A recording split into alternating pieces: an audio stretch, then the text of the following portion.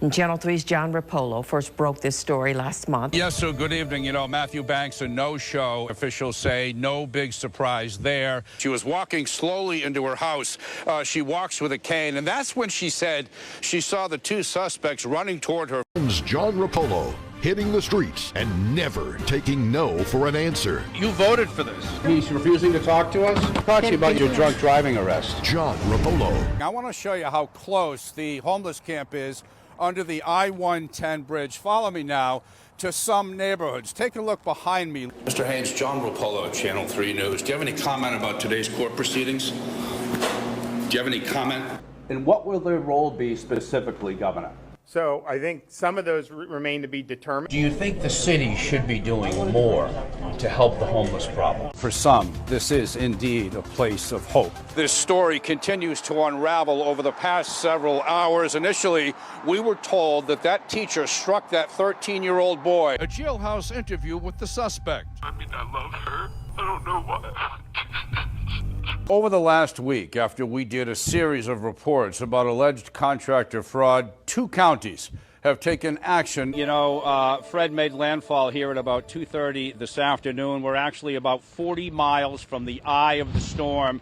Yeah, there we go with the winds, right? That's where Calvin Wilkes had that incident with those Crestview police officers. But in the last hour, we are hearing directly from the family.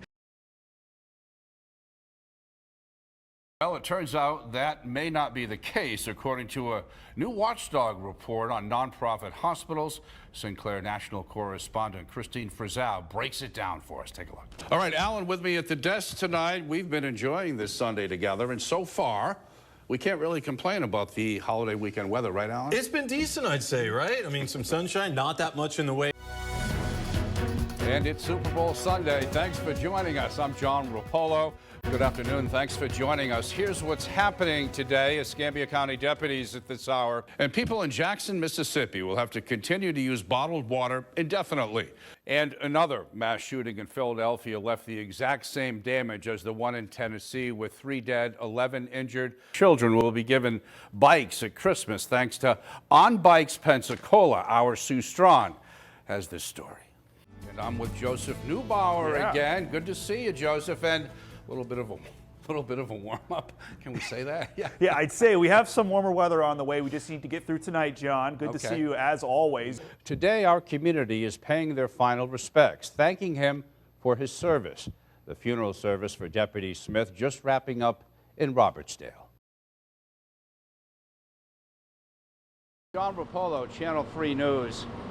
Are you aware that there's license plate reader cameras at that intersection?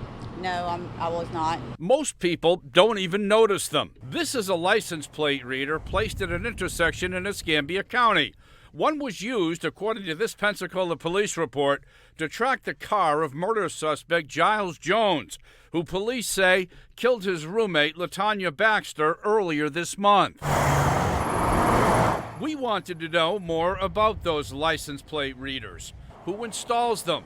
What agencies monitor them?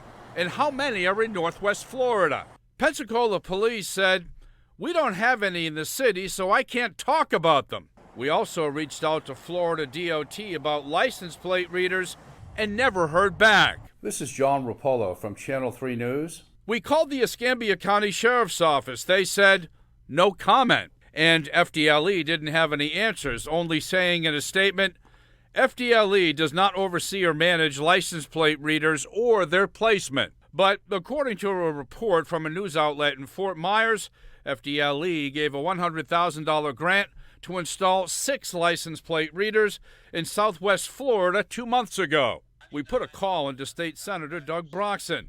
He says license plate readers are not allowed on state highways, at least for now. FDOT has taken the position that they cannot have a license reader that records any information in Florida. Now, that's not true with the counties. We know that several counties are using them. Broxson says the Florida Sheriff's Association is pursuing legislation that would allow license plate readers on state roadways. And public opinion was mixed. I guess it would be good. I mean, yes, if they're looking for somebody, they'd be able to track them down. That kind of invades our privacy, so why would they have it at an intersection? 2 weeks ago, Matthew Banks was arrested for failing to refund one homeowner, but he's accused of taking money from dozens of people and failing to finish or even start the work. Homeowner Mark Haberly filed a complaint with Pensacola police. He says he gave Banks almost $7,000 to fix his roof months ago. And this is that roof Thursday. Banks never started the job. According to the arrest warrant, Banks said he didn't have the deposit money anymore. After Banks was arrested, dozens of other homeowners contacted us. They said they filed similar complaints with the Escambia County and Santa Rosa County Sheriff's offices. They want to know why Banks isn't facing charges for their complaints. Did he ever start the job? No, he did not. Nikki Grant said she paid Banks over $56,000 for an addition on her home in January. She says she hasn't seen him since.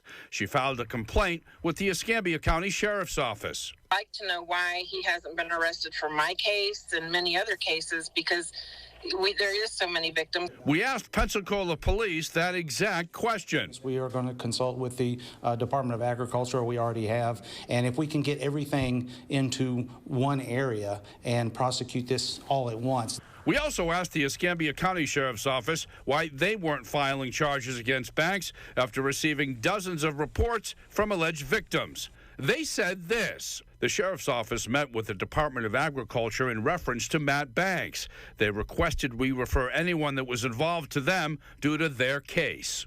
And we also reached out to the state attorney's office, asking if they were investigating Banks. They said those complaints remain under investigation, and the office of the state attorney is working with the Department of Agriculture to reconcile these complaints. We once again reached out to Banks for comment, but we never heard back.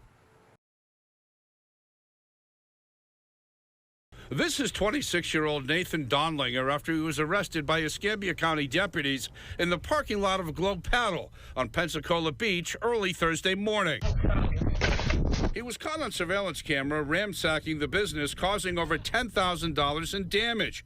While we were there Thursday afternoon, Donlinger called the business to apologize after he bonded out of jail. I am sincerely sorry about the damage I've done to your property. And we asked him the obvious question. Can I ask you also why you did this? Nothing personal. Just going through hard times and was under the influence of alcohol, of course, and blacked out. Donlinger's rampage began inside the business's office trailer before 3 a.m. Thursday morning. He completely dumped all of this over it. Anything he saw, he destroyed, according to the co-owner, Matt Powell. Powell took this cell phone video Thursday morning of the parking lot. Everything that was in the office trailer was on the ground, damaged or destroyed. He took everything in the shack and threw it out the door. He knocked over the porta potty and tried to break into the trailer. Powell says he also urinated on a batch of Glow Paddle shirts. Surveillance video then shows Donlinger walking to the dock. He somehow got a hold of a raft underneath, and he apparently stole some Glow Paddle swag. He's wearing a Glow Paddle crew jacket and one of our lifeguard hats. And back to that phone call Donlinger made to apologize. He said he left his cell phone at the crime scene and wanted it back. He said, "How do I get my phone?" And he kind of laughed and said, "Maybe this will get you more business." And a short time later, Donlinger's grandfather arrived to get that lost cell phone back for his grandson. And we're just not going to let this kind of thing win, and we are open tonight.